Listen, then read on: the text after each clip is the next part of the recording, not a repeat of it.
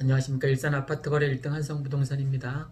오늘은 임대차 3법으로 인해서 오히려 개투하기에 그러니까 전세를 끼고 아파트 투자하기에 좋은 시기라는 것을 첫 번째 시간으로 말씀드리고 싶습니다. 물론 이 동영상 콘텐츠는 무주택자를 대상으로 하는 겁니다. 절대 투기를 조장하는 거 아니니까 오해 없으시길 바랍니다. 무주택자를 대상으로 하고 있고, 혹시 폭을 넓힌다면 1주택자인데 일시적인 1가구 2주택으로 갈아타기 22평에서 27평으로, 27평에서 32평으로, 32평에서 37평, 30평에서 49평, 이렇게 지금 5단지 내에 있는 여러 평수에서 더 좋은 아파트로, 입지가 좋은 아파트로 갈아타기를 하는 사람을 대상으로 하는 동영상입니다. 지금 코로나19로 인해서 전 세계 시장 경기가 뭐 말도 아닙니다. 지금 중국 같은 경우에 자기들이 코로나19에 발원지면서도 불구하고 자기들은 이제 더 이상 코로나19 환자가 나오지 않는다고 엄청 좋아합니다. 특히 V자 반등, 이렇게 경기가 중국 같은 경우는 확연하게 V자 반등으로 돌아섰습니다. 완전히 뭐 2분기, 3분기, 4분기에 V자로 경기가 확연하게 좋아지는 것을 볼 수 있습니다. 근데 이제 안타까운 것은 우리 대한민국 같은 경우에 K자 유형이 나올 거라는 어떤 우려가 있습니다. K자, 그러니까 V자가 아니라 K입니다. K. 그러니까 K니까 두 갈래로 갈라지는 거죠. 빈익빈, 부익부 어떤 갈등, 양극화가 코로나로 인해서 더 심해졌습니다. 그동안 살기 어려웠었던 빈곤층, 영세민들은 더 수익이 더 줄어든 반면에 화이트 칼라를 비롯해서 언택 시대에서 잘 적응할 수 있는 화이트 칼라, 그리고 전문 직종들은 더 수익이 늘어나는, 그래서 점점 이 구조가 당분간 지속될 것 같습니다. 코로나19가 잡히기 전까지. 그러면 이 K자 반등의 이 거점은 뭐냐 이거예요. 이 기준이 되는, 위로 올라가는 사람과 아래로 내려가는 사람의 이 기준이 뭐냐 이거예요. 저는 아파트 소유권이라고 생각합니다. 그러니까 등기를 해서 내 소유로 아파트를 만든 사람과 올라가는 사람과 그렇지 못한 사람으로 양극화되는, 조금 이따 말씀드리겠지만 2030 세대가 40대보다도 훨씬 더 아파트를 많이 패닉 바잉이라고 했다고 기사들이 많이 뜨지 않았습니까? 저는 패닉 바잉이라고 생각하지 않습니다. 열정 바잉이라고 생각합니다. 그러니까 지금 이 방송은 무주택자를 대상으로 하는 거니까 여러분도 빨리 전세 끼고 아파트에 투자하셨으면 하는 바람에서 얘기하는 겁니다. 자, 얼마나 뛰었는지 제가 말씀드리겠습니다. 지금 이 가장 많이 오른 37평, 4단지, 5단지 37평을 기준으로 말씀드리겠습니다. 지금 요번 연초에는 5억 선이었습니다. 매매가가 5억이었어요. 전세가가 3억 5천이었습니다. 1억 5천이었으면 투자할 수 있는 거였죠. 그죠? 내 돈 영끌에서 1억 5천을 투자하면 뭐 5억 5천짜리 뭐 5억짜리 집을 살 수 있었습니다. 37평. 그런데 이게 올해 들어서 매매가가 막 굉장히 가파르게 막 우상향으로 올라갔습니다. 그래서 지금 얼마냐면 좋은 층, 좋은 동향을 얘기하는 겁니다. 지금 6억 5천이 되었습니다. 5억에서 6억 5천이 됐으니까 1억 5천이 뛴 거죠. 그죠? 이게 매매가 위에 있는 게 매매가고 이게 전세가였었습니다. 3억 5천이었다라고 했죠. 그죠? 5억 선이었을 때. 그런데 임대차 3법이 통과된 뒤로 이 전세가가 막 치고 올라왔습니다. 매매가가 6억 5천인데 이게 어디까지 치고 올라왔냐면 지금 5억 선까지 치고 올라왔습니다. 그러면 다시 갭이 1억 5천으로 살 수 있는 아파트가 된 거죠. 그죠? 1억 5천 투자면 지금 좋은 아파트를 37평 이 백마마을에서도 구할 수 있다라는 거죠. 예전에 이게 3억 5천이었을 때는 꿈도 못 꾼, 그죠? 이 갭 차이가 너무 커서. 근데 지금 다시 이게 5억으로 올라왔고 6억 5천으로, 이 5억으로 올라왔다는 건 올 초에 매매가예요. 그죠? 매매가가 순식간에 전세가가 돼버린 거예요. 그러니까 이 갭 차이가 1억 5천밖에 없으니까 혹시 연끌할 수 있는 역량이 있는 2030 세대 같은 경우는 이런 데 투자를 했다는 거죠. 서울뿐만 아니라. 물론 이거보다 더 작은 평수 27평, 32평 같은 경우 1억 선에서 투자가 가능하고, 뭐 그보다 작은 22평 같은 경우는 뭐 5천 선에서 투자가 가능한 거죠.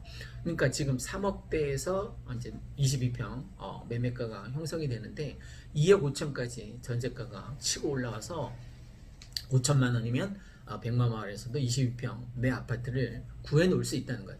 지금 내가 당장 3억이 없어서 들어올 수는 없지만 전세가가 이렇게 치고 올라왔으니까 2억 5천 전세 든 사람에게 이제 투자를 하는 거죠. 그죠? 내가 5천만 원 투자해서 내가 사놓는 거예요. 나중에 이제 들어올 걸 대비해서. 그럼 열심히 일을 해서 목돈을 모아서 나중에 이제 내 집 이제 들어오면 좋겠죠. 그죠? 지금 당장 들어올 수는 없더라도 이렇게 해서 내 집이 생기면 뭐가 좋으냐면 이 아파트 가격이 적어도 중소기업에 그 다니는 사람들의 연봉만큼 번다는 거예요.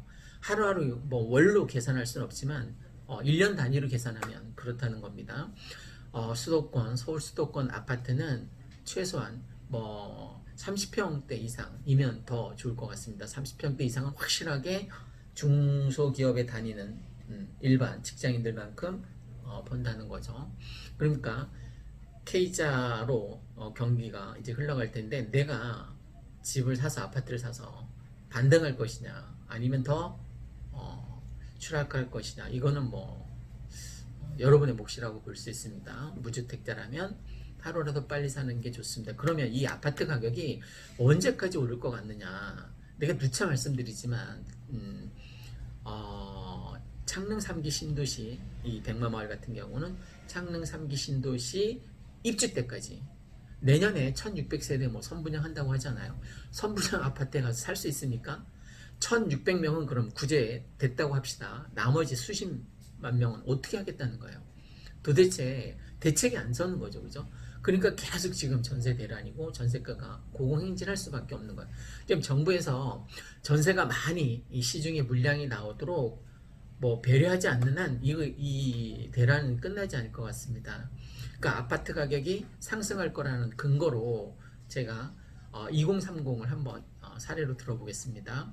한국감정원 아파트 매입자 연령별로 현황에 따르면 지금 서울 뭐 경기권 같은 경우에 30대 거래량이 특히 서울 같은 경우 1,790건입니다. 총 거래량이 4,795건에서 37.3%에 해당되는 이건 작년 1월 연령대별 통계조사가 시작된 이래 역대 최고라고 볼 수 있습니다. 30대 매매 비중은 올해 1월 30.4%에서 2월 33% 증가했고 3월 5월 달에는 30.3% 뭐 쭉 이렇게 약간 감소세를 보이다가 그러나 6월에 32.4%, 7월에 33.4%, 8월에 36.9% 계속 올라간 거예요. 그러니까 내가 계속 분양 기다렸다가 아파트를 살 수도 없을 뿐더러 살 여력도 없으니까 그냥 패닉 바잉을 한 거죠. 그죠?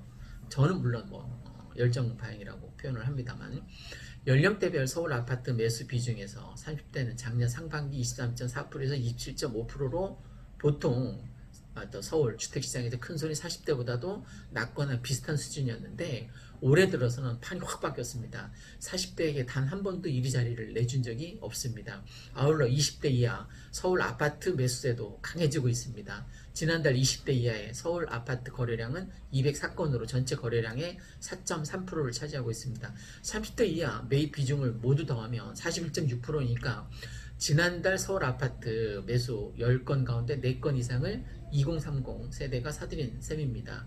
정부의 부동산 규제로 거래량이 급감하는데 이럼에도 불구하고 2030 세대가 서울 아파트 매입 비중을 계속 증가하는 것은 지금 아니면 내 집을 마련하기 어려울 것이라는 불안감 지속하기 때문이라고 볼 수 있습니다.